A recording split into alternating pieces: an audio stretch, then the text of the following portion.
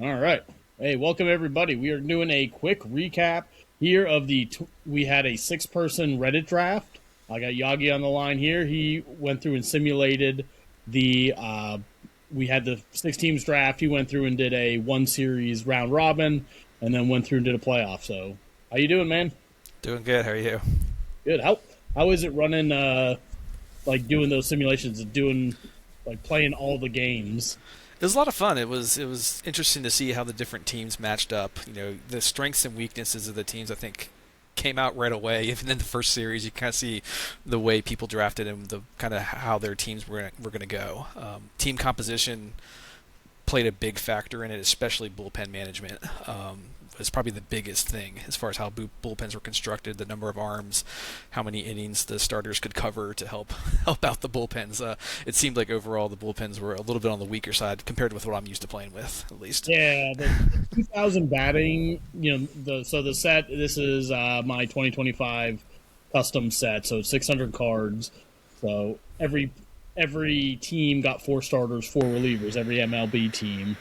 And we use the 2001 pitching stats, which end up being a little bit more expensive on the reliever side. So if you want to have a strong bullpen, you're paying for it. Whereas if you use the 2000 the style to make a set, you can really get a pretty powerful bullpen without really heavily investing. Yeah, I don't think there were many bullpen arms that were even at or close to the 200 point range. I mean, maybe one reliever per team max. What I remember, at least off the top of my head, as far as what there were. So yeah, people definitely went heavy towards top end one or two starters and then offense. So yeah, Yeah. So let's jump into it here. So quick stats here with the wins and losses. So it's 20 games. So if you want to extrapolate this to a 162 game season, just multiply everything by 8 roughly, and that'll get you in the ballpark. Uh, Overall, like looking at the stats, like I'm pretty happy with these. I think everything is skewing a little offensive, and that's probably the strategy of the people drafting. There were definitely plenty of good pitchers that were left on the sidelines watching this. yeah, yeah. I think the offensive stats. I think mirrored a lot of kind of regular baseball as well. I mean, Ohtani went off for a couple series. He just exploded, especially hitting home runs. But yeah, it was definitely skewed more offensively. But like you said, the pitching, the starting pitching especially kept up. The top end starting pitching held firm with it. So yeah. Yeah. So yeah, you see here the most runs scored was 117, and the least runs scored was 84. So you're looking at everyone scoring between say 6 and 4 runs on average. Mm-hmm. 6 to 4 would be a pretty usual game there. Couple outliers. So Ohtani, you said had a 4 home run game, right? So he has 50 Yes. home runs. I don't think he was gonna have a 120 home run pace. Yeah, that was I think the second or third series he played, he just went off. The last two series, he might have had 3 home runs between those 8 games. So it was that one series. I forget who it was against. I can go back and look, but I forget who it was against. He just beat up on some bad pitching, I think. Yeah, and this is sorted by WAR, and just to give people a good judgment here, if a player hits one WAR over 20 games, like they really help their team out. Hmm. Yep. Yeah. Yep, yeah. Ohtani, Ramirez, they stuck out the most. At least when I was simulating through it, not even having to look at the stats, I could tell, those two guys were carrying their teams. And yeah, And both of them, what really separate, I mean, Ramirez overperformed. We'll go over him on Patrick's team, but Ohtani is both of them both score runs and drove in runs. yeah. Ohtani's RBIs were almost twice as much as the next closest. I think Ramirez had 19. I guess was probably the next closest. I think, but yeah, and Ohtani had 30. I think that was basically his entire team's offense was Ohtani. Yeah, nobody went 20-20 when I looked through the stats. Nobody had done 20 RBIs and 20 runs. But, there were a lot of people kind of sniffing around there. So a lot of speed guys ended up. There were a lot of Bobby Witts and Trey Turners. There were a lot of folks were focusing on speed. I don't think we're going to highlight many of those teams here. How did they fare? That the team, who was that? Was that whoever had the most speed guys? That team was a lot of fun to play with. especially against Will Smith. Somebody had Will Smith as their catcher. He had a +3 catching arm. It stood no chance. So most of the teams went with a catcher that had a pretty decent arm. So it was kind of a risky proposition to run up against. Typically, my strategy in steals is at or a greater than 50-50 shot. I give it a thought and given the situation. So that was kind of you simulated. I assumed I would have no steals based on my lineup, and I think I ended up like 4. So there were a couple times, and I was thrown out like twice. So that was probably against Will Smith as the stolen bases you got, because even a speed 15 guy, you're like, well, that's still better than a 50-50 shot against 3. So yeah. Yep. So I think there were 2 teams that went pretty speed heavy, but then to your point, there were enough people who punted on catcher and just went with arms that probably pulled down a little bit. We are looking at trying to do an 8-person draft here. I'm curious if you go up to 8, if the arms start to thin out a little bit and those strategies become more viable. Right. Yeah. All right. Hop down here on the pitching side. To your point, there's only 3 pitchers that have 7 innings pitched in this set. So, like, you're automatically not going to really have these horses that are going to carry you.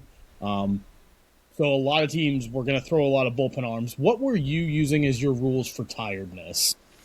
So it was bullpen arms could only pitch back-to-back. You couldn't pitch 3 in a row. So if you pitched back-to-back, you had to sit out a game and kind of reset from there. So couldn't even enter tired?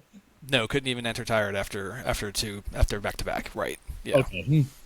So that's a consideration going forward as far as what makes sense. I think if you could enter tired a 3rd time and then you have to rest, that could have made things a little bit easier as far as bullpen management. But what ended up happening was swinging more towards using the starting pitchers longer, and it actually worked out pretty well. 6-inning guys being able to go 7 to 8, was fine, especially the top end guys, to push them a little more.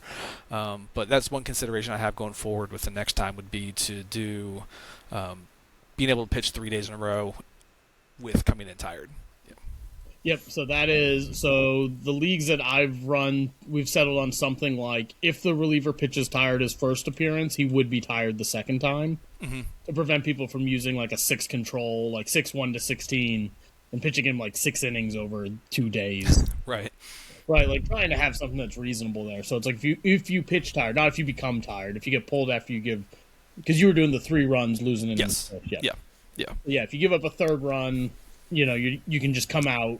But if you pitch to somebody tired, like you're now tired the next time, and you can become, we would do like double tired, and then you're just you're kind of ineligible. Right. Yeah, that would make more sense to be able to. That would make some of the 5 relief pitcher teams a little easier to manage. I think overall, in the grand scheme of things, it didn't hurt things too much, but it would have made things a little more different. Yeah. I think it was realistic. All that to say is, like, so I basically played an 18-person team. Well, we'll go into my team right now, right? So hitting-wise, I really was the only person trying to do what I was doing. So these 5, these 5 guys were who I targeted, my top 5 war folks, which was someone cheap to get on base to lead off the game. Like, I don't care how fast they are. I just want them to be able to physically stand on first base.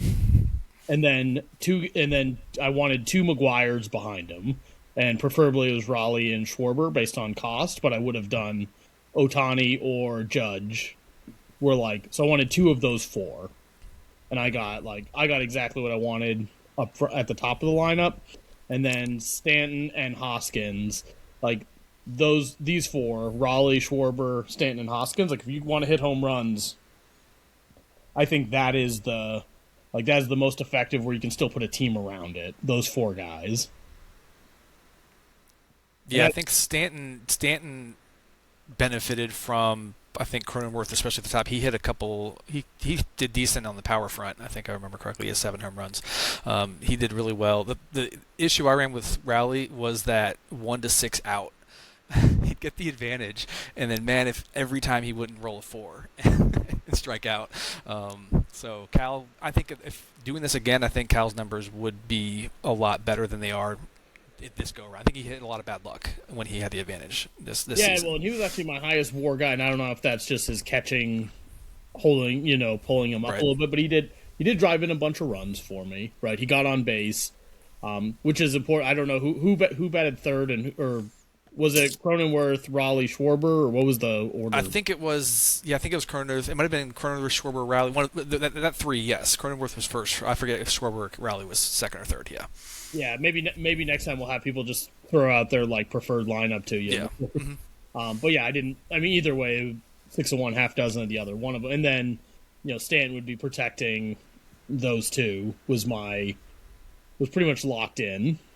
Yeah. The top of your lineup was definitely the most formidable, and it was kind of like hold your breath every time it gets to the top of your lineup and see if you can get through that gauntlet. Yep, and then the pick that killed me was Suarez. So I really late in the draft, I realized that I could get one more power guy if I tweaked a little bit and I sacrificed my 8 and 9 hitters. Mm-hmm. So I get Abraham, or looks like first name and last names are swapped here on this, but that's fine. Oh, it is. Yep. Yep. Toro and Blade. I was like, okay, I got Suarez, so I get this low on base, high homer guy. And he ended up hitting 5 home runs, but that was basically all I got. Yeah. Like that was. I mean, he must have had a bunch of people on because he did nothing, right? So, spending 350 points for a guy who's taking away everything that Cal Riley's giving me is like that one hurt.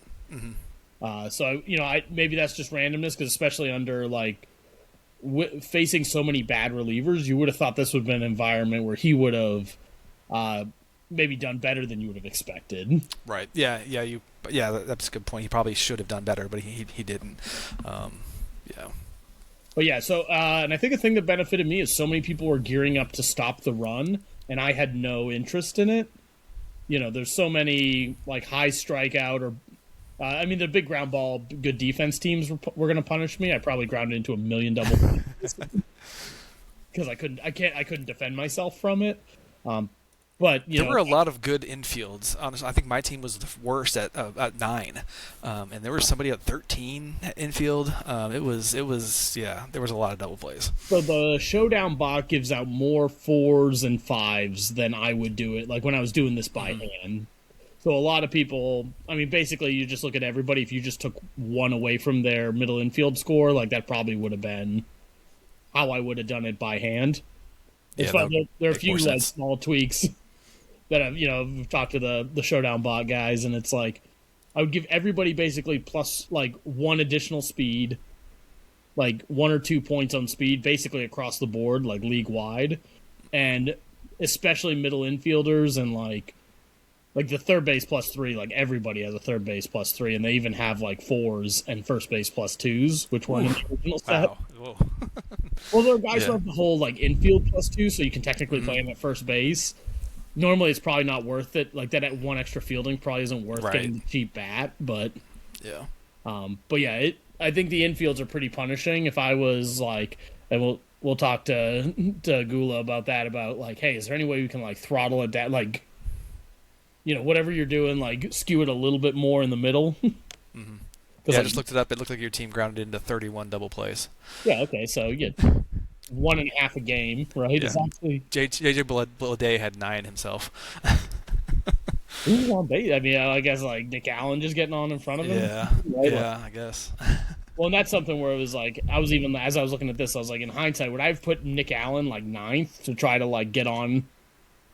Is he more valuable at 9th, getting on in front of Cronenworth and just trying to like really lean into the 2-headed monster?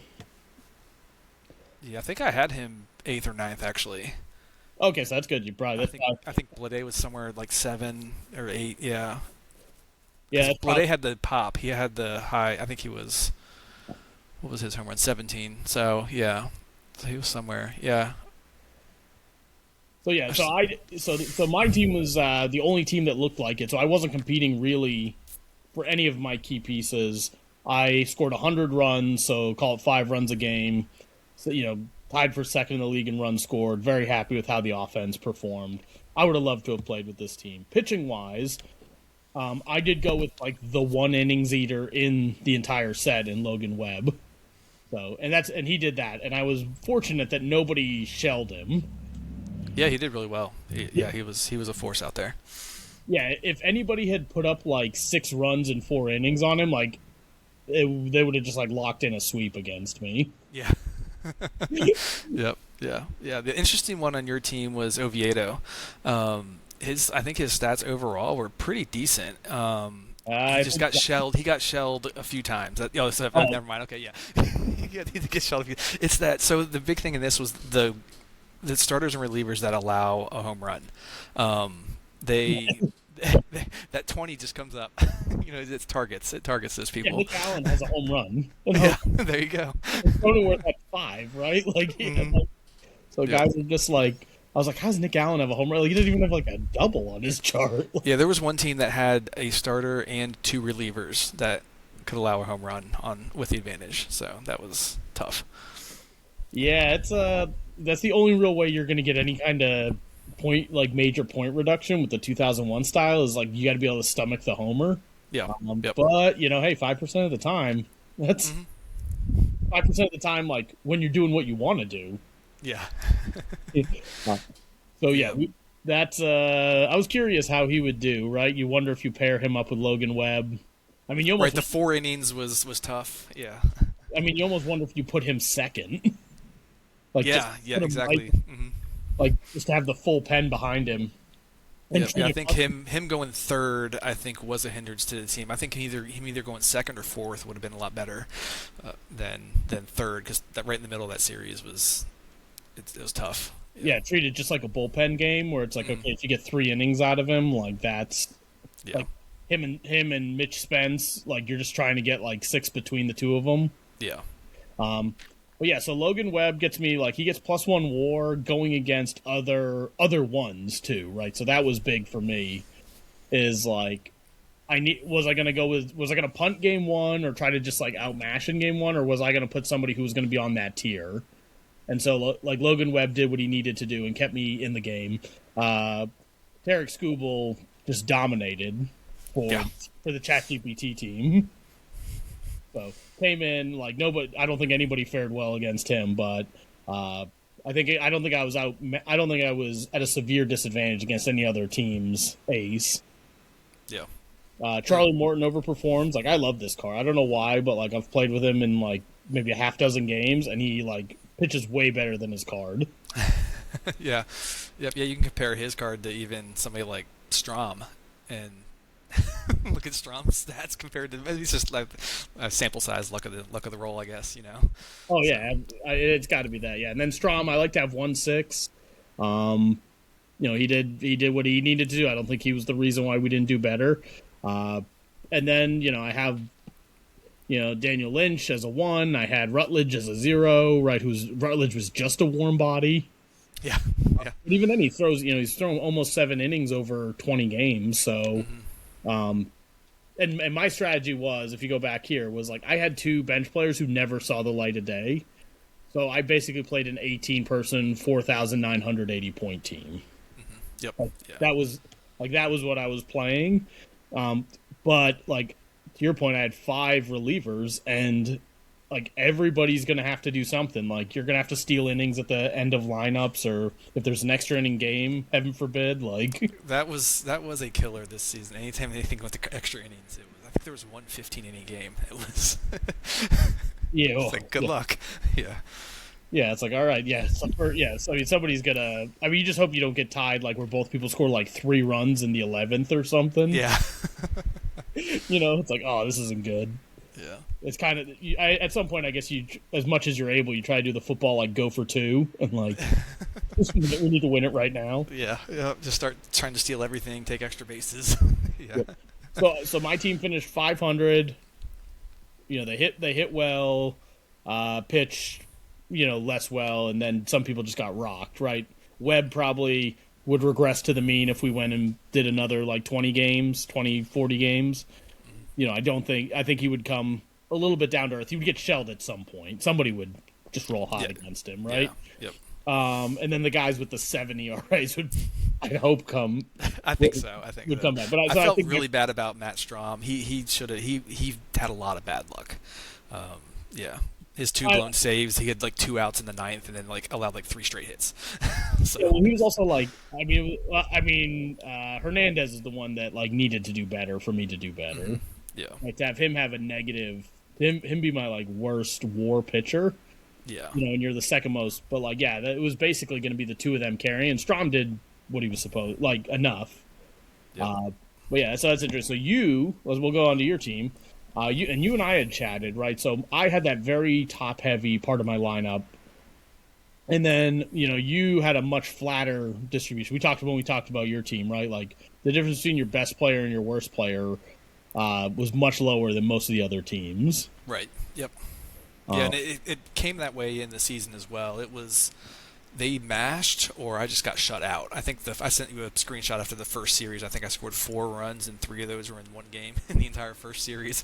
It was rough start, but then exploded over a couple series, and then kind of faded at the end. It got shut out at the championship game as well. Got swept, I guess, scoring only a few runs there. So it was feast or famine for this lineup. Well, you had no negative WAR players. Right, so that's impressive, right? I had 3 guys, I had a bunch of guys who were negative, and some people were getting close to almost a negative full WAR, like a full 1. So you have no negative, so everybody's kind of contributing, but nobody broke out. Acuna was your big spending, and he didn't go crazy, though he was actually close to getting that 20 RBI, 20 runs we were talking about, right? He did that part, but he still only comes up at a 0.5 WAR. Yep. Yeah, he did exactly what I wanted to when I got him, which was get on base. He's got that 2 get on base, which worked out well. The one that surprised me was Adley. The luck to start he was really hot to start the season. To have a 881 OPS with what he's got there was definitely a nice surprise. Well, and like this +10 is what he's right, there. That's all I got him for, exactly.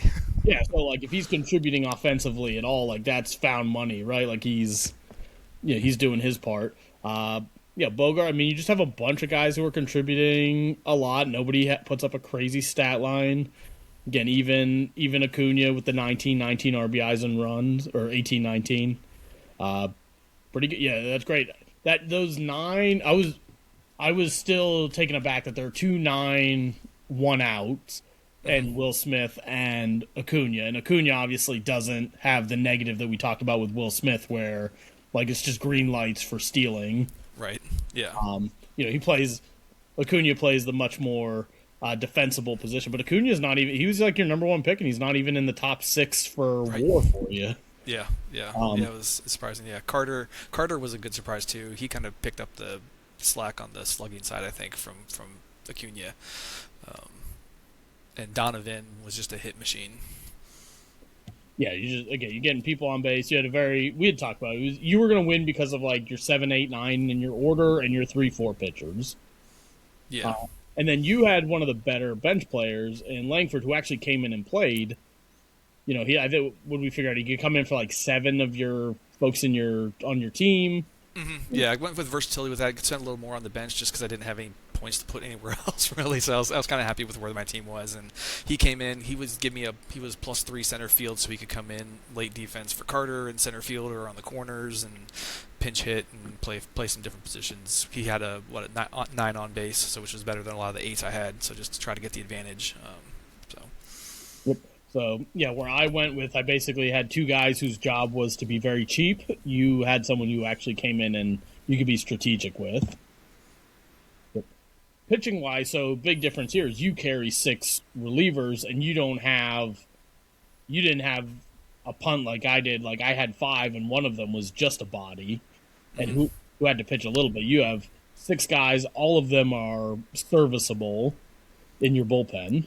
Yeah, I felt comfortable bringing anybody in at any time, really, and so that helped. Except for Garcia was with the 1 control was kind of the hardest of them. But again, it takes a 20 if he has the advantage to get on against them, so you can do that. But versus my team, right? Like I want to see Woodford and Garcia, and if you can hide them, or bring them in. And they just have to beat Suarez, and then there's exactly. Yep. Yeah. Bring in Garcia if he can face 7, 8, 9. If he somebody gets on, take them out when the top of the order comes around, because I've got that sixth arm in the bullpen. I can afford to have a quicker hook. Yeah. Yep. So you're probably, so you're throwing guys probably fewer tired innings. Yeah. And I'm guessing you had the most innings pitched for the starting rotations. I can't remember that off the top of my head, but you have 3 guys who pitched 6 innings and 1 5. So I'm guessing you were close to the top, but I don't know how many folks had more than 24 innings pitched. Yeah, I'm not sure. And all your guys, again, you're 3 and 4, probably the best 3 and 4s in the league. Yeah, Martinez, just those 2 control starters. It's hit or miss with them. So he had some good starts, he had some bad starts. So he was up and down. Lorenzen was pretty steady. I was surprised to him. I was pleasantly surprised at how well he did, bringing up the back end of the rotation. I mean, compare his stats with my number 1 Hauser. You'd rather have Lorenzen out there than Hauser. So. Well, and when you made the Hauser pick, we had talked about this last time. I was like, because you did it very early, and I was like, why wouldn't you pick a mechanically unique person? And I realized that Hauser actually is the only player that has the 3 1-16 with 6 innings pitched. Right. Yep. Yeah, I was focusing on the 6 innings pitched. Yeah, and then the 1 through 16. Yep. Yeah, and I was like, I was sure that there was more than one person like that, and that was not the case. And Martinez is kind of weird, right? Because he's got the 1 to 8 non-advancing out, so he can defend himself from the speed guys a little bit. Mm-hmm. He doesn't have a walk, right? Like I like to have that back door if I know I'm facing speed teams, where it's like, yep. Oh, like, great, you stole, and then you just walked behind it. What good did that? You just gave me a chance to get a cheap out, is what you did. Yep. So Martinez kind of doesn't fare as well versus two of the 5 opponents you had out there. Plus, he doesn't fare well. He doesn't match up well against me. Right. Yeah. Yeah. Anybody that's got the 10s in their lineup, even 9s, are tough. Well, I just have the potent charts. I think I don't think Martinez is going to fare well against like TJ Friedel, like right. Or Cronenworth, right? Like, okay, Cronenworth's on, right? Like, the only reason you don't want that is because you just know Schwarber and Raleigh and Stanton are coming up behind him. But you don't. The weak 10s are probably not horrible for Martinez, especially if you can get double plays out of them on the back end, right? Right. Yeah, the 9 through 14 that's a good some good numbers for getting a double play. Anything you would have done differently now that you've been through this? Would you have? I think I wouldn't be as afraid to go with 5 inning starters. I think I would have considered taking them more seriously, considering how they performed on the whole across the league. I was not something that, like I said, I wasn't used to this kind of set where there were so many 5 inning starters, and I was kind of skeptical of how they perform, and it ended up not being bad at all. So I think that would have changed a lot of that on the pitching side. Offensive side, I think I could have benefited from having a bigger bat in the middle of the lineup. I think, like I said, it was feast or famine on the offensive side, and it was when they were cold. There was just nobody. There was nobody there to kind of get things charged and going. Yeah, I wonder. It's like, is there a way to bring like Lord or Hannafy down to like a 70 point, like just warmer body? Yep, exactly. Yeah. And then take Langford's points. Just get a warm body on the bench. That'll take 10 points. Yeah. If you do that, you get another 70 points there. So now you have 170 points, and you can bring McKinstry up to a 500 point guy, right? Yep. Yeah. So it's like that's an option where it's like, okay, that's one thing there. It's interesting there. So now the person, everybody we were all looking up on, here's Petra. So how did his team play out? Because he's got some speed. He's got Turner, right? Like, he's got 320s in pretty key positions. Yeah, Turner was great as long as he could get on base. He didn't perform as well as I thought he would. I'm just looking at his stats right now. Yeah, on base at 33%. So it just seemed like at the top of the lineup, I would have liked to seen him on more. But when he was on, he was good to go. 15 stolen bases. So. Well, I mean, Henry Davis is the one that jumps out to me here. Is like, I mean, when you have a 4 as one of your top 3 WAR like offensive guys, maybe the catcher +9 is carrying some of the weight there, but. Just a little bit, I think. Like I said, the WAR doesn't favor the defense as much as like typical, Fangraphs numbers or anything like that. But yeah, I think with Davis, he got lucky with just being able to get on base when the pitcher had the advantage. Lucky rolls for some of that, but in the 14 home run helps. He had a few home runs there. I mean, he gets 4 home runs, right? So again, like I got 5 from Suarez for 350. Right. He's playing a premium position well. Yep. And he's just as productive, right? Right. Yeah, and I think his stats would have gone down if we'd have kept on. I think the last series, I don't think he got on base once. So I think it was starting to regress to the mean for him as the season went on. I know he had a couple hot series there that might have padded his numbers. I mean, this is the type of guy that all of us are throwing our ones against, and it's just like, yeah, sure, every once in a while, he's gonna get them, right? Yep. Yeah. But yeah, so I think this definitely helps in a sprint. It's like, okay, can that win you a game or two when you're 4? Produces. I mean, again, we talked about Ramirez, right? Close to being 20-20, so he's not only driving himself in, driving other people in, but he's putting himself in a position to score. Yep. I mean, you would expect him to get a ton of RBIs because you have just one of the great run scorers in the set ahead of him.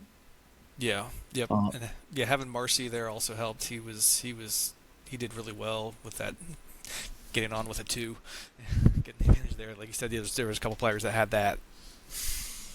Well, and the sneaky thing is that 7 single too, right? Mm-hmm. So if you're gonna have someone like Turner, when people have the Turners or the Bobby Witts or these base stealers, and then you put the guys with the big walks behind them, it's like, well, again, it's a waste, right? So really well constructed lineup, really a lot of thought here.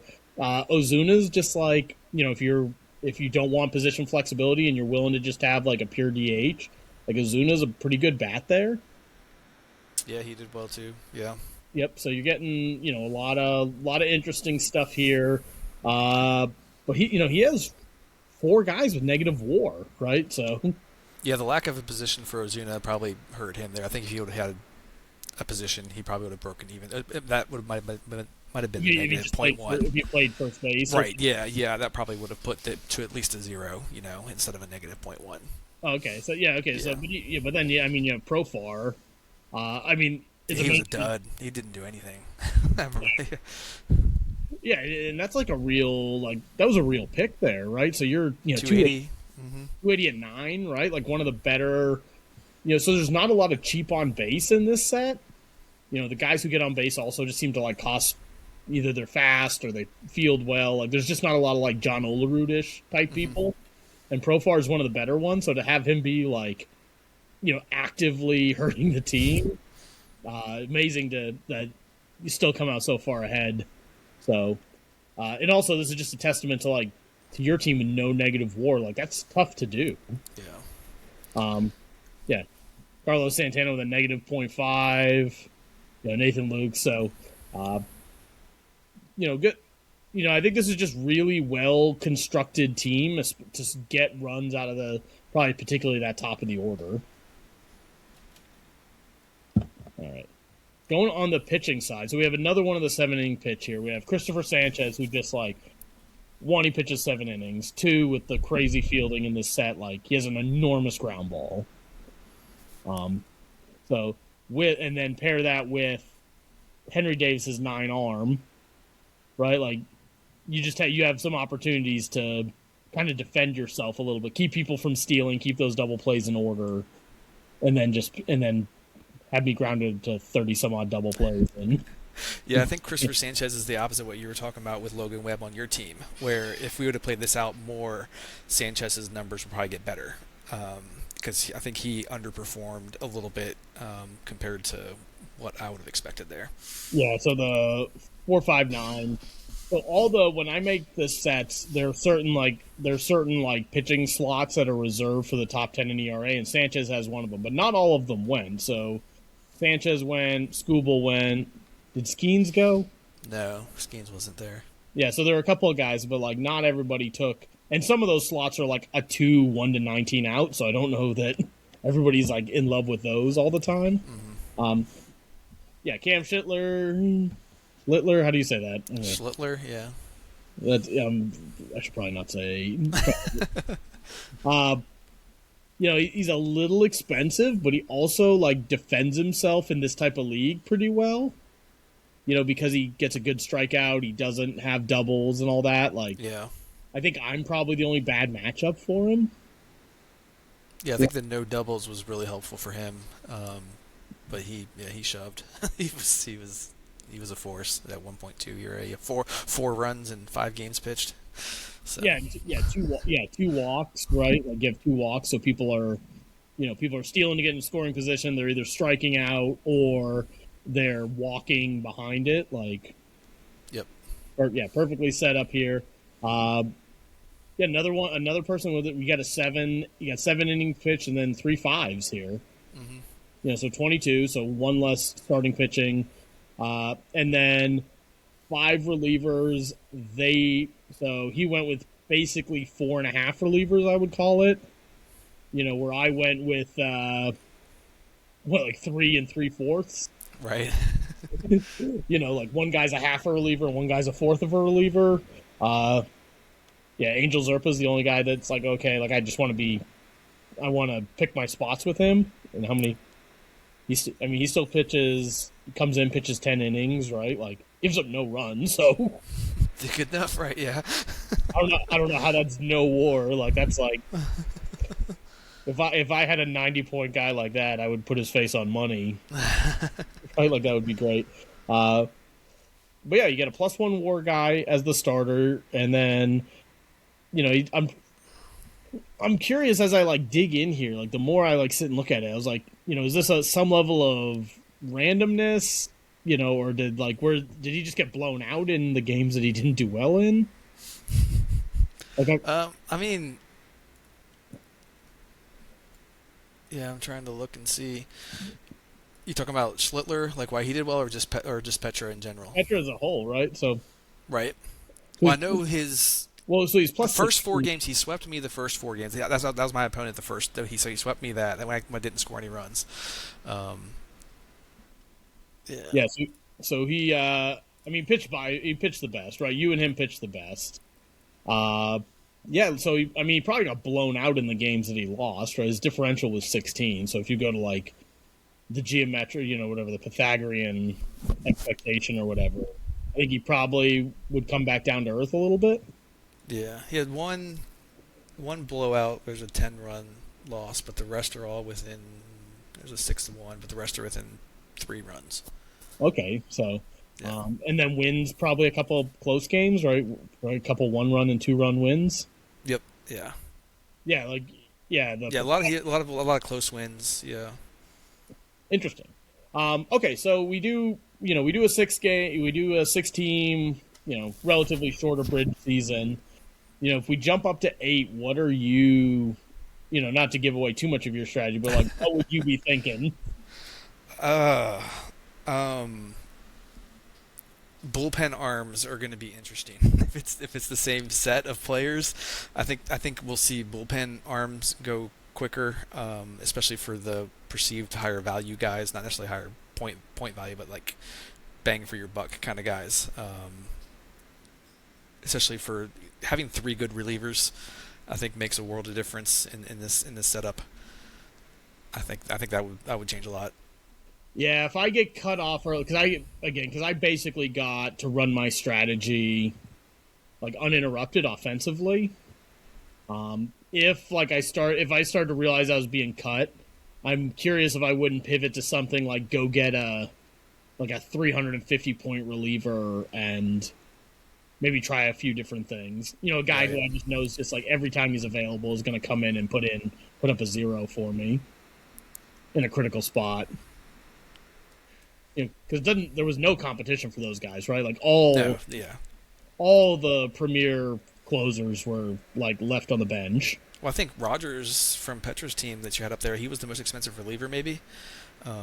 He did really well, and kind of treated him as a 2-inning reliever with that 4 control. What is it, 280? So, I think he might have been the most expensive closer taken, or expensive bullpen arm taken. Yeah, and that's a 4-1-18, no double, right? Or right. 117. So in the 2000 sets, basically you could get a 4-1-18, so only 2 to get on base, like for 210, like right. a ton of those. so for 70 points more, you're still giving up an extra hit. I think we might also see more people taking the gamble with pitchers that allow home runs. Just my memory of what was available, especially on the starting side, as far as starting pitching available. Well, nobody put like 1,800 points into their starting rotation. Mm-hmm. So it's like, is there somebody who puts like 2,000? It's like, do you zig when everyone else is zagging and just try to have, if Christopher Sanchez is going against somebody's like 2s and 3s, would he just dominate there? Right. Yeah. But so that's, I'm curious because I think catcher's arms or something that could dry up, or you could just see like, if you want just an arm, you're probably really punting offensively. Right. Yeah. Somebody like, well, I would say typically somebody like Henry Davis, but you never know. Yeah. Yeah. Yeah, somebody like that, but like, and who knows if somebody doesn't take Will Smith, like that probably changes how a lot of these teams function. Right. Yeah. Exactly. Raleigh. I think with 8 teams being able, like I had the same thing where I didn't get cut off in my strategy of drafting at all really until the later rounds. So you'll have more of that with an 8-team league where people are going to have to shift and say, okay, well, I'll have that. That kind of changes the complexion of my lineup. So what direction do I go now, and trying to figure it from there. Yeah, I think spending more on starting pitching is just like that's the fallback that everybody has. There are just thousands and thousands of points of starters just sitting out there. Yeah. Of like quality guys who would do better, right? Like, yeah. It's like, well, maybe I can get away with not having this big home run bat in the middle of my lineup if I have another top tier starter and put the points there instead, and then just go defense or something. And if I have that, if I have a really solid 2 or 3 starters, having a guy like Angel Zerpa at 90 points is that as detrimental? Again, I say that as the guy gives up no runs. Right, pitches every other day. He puts up a 0 and goes home, and I'm just lurching him here. I don't know. Yeah. Well, I think for relievers like him, I tried to put them in the situations that they would succeed. So his sample size might be skewed towards the Henry Davises of the world. Who knows? Yeah, and that's it. It's like, so the guys who get punished are probably like the Stroms, right? Where it's like, well, if I had a 300 point. If I had a Tyler Rogers in there, right? If I had a big stud going against the middle of these orders, would that be better than trying to bridge it with this 200 low 200 point guy or just under 180 point guy?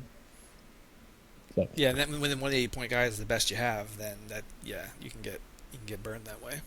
Yeah, I guess it's like if he's if there's nowhere else to go. You're in trouble then. Right, yeah, you go with the 180 guy or do you go with the 70 guy? And then there's not a whole lot of difference, honestly, between those two guys in a lot of situations.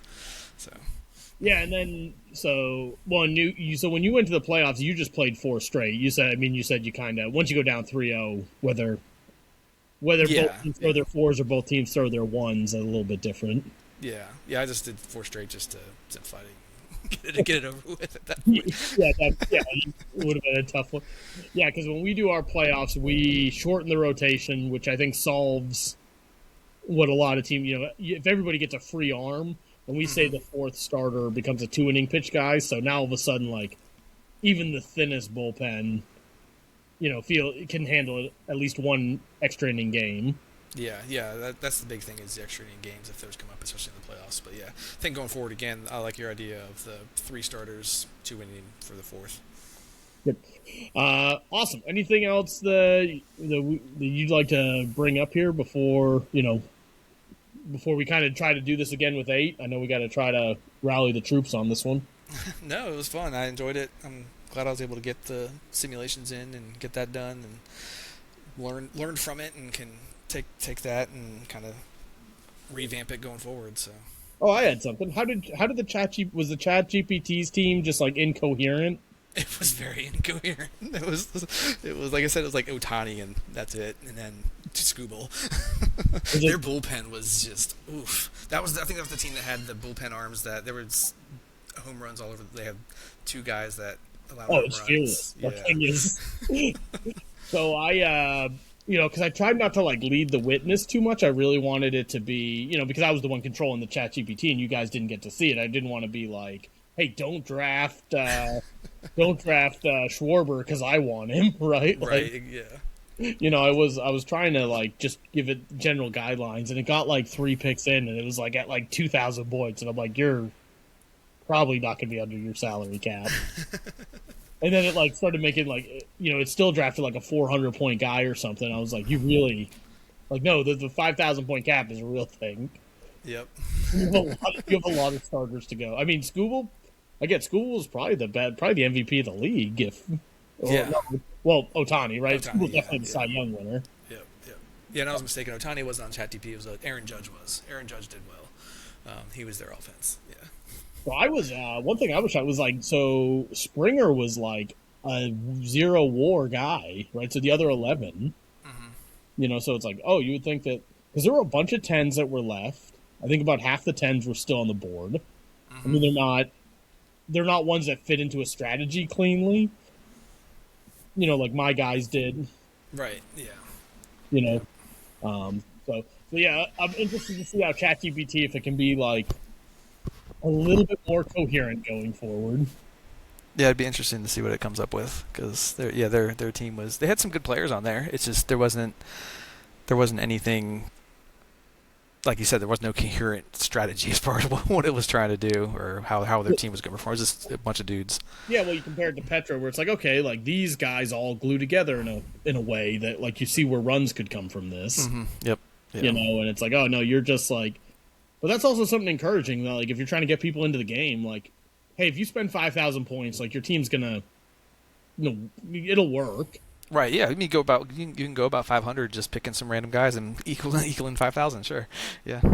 Yeah. So just you generally try to get your better guys to bat as long as you're not like doing something like really, really out of the ordinary. Like, you should be just fine. Yep. So we do. We were talking. I do the March Madness style. Like every team plays each other, and like so you end up with like the 30th ranked team versus like the third in the first round, and it's like the 30th ranked team wins games. Right. Yeah. Like they will win a game. Like you'll just like, I mean, you have to roll like, 7 19s when you're over the court, but like that'll happen from time to time. Yep. Yeah. There was one thing that happened that it just sticks out in my mind. That happened. I think Jeff Hoffman. I think he was a 6 reliever, but he allowed home runs, and I think rolled 3 20s in a row, like back to back home runs with him having the advantage. I just couldn't help but laugh.